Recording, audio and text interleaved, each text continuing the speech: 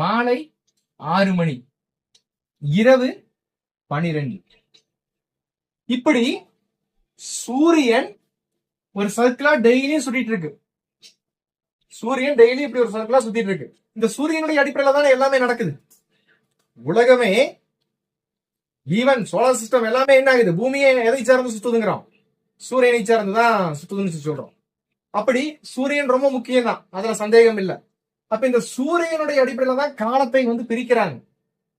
இப்ப பாருங்க, பூமியில மேல வருது, இங்க வரும்போது மறைய ஆரம்பிக்குது. பூமி கடின போகுது, அது இன்னொரு இடத்துக்கு வெளிச்சம் காமிக்குது. பூமியினுடைய இன்னொரு பகுதிக்கு தன்னுடைய வெளிச்சத்தை காட்டுது. அது இருக்கட்டும், நமக்கு ஒரு இடத்துல இருந்து பர்டிகுலரா பார்க்கும் போது சூரியன் என்ன ஆகுறா?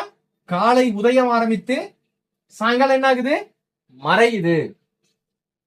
சோ இங்க மறைவது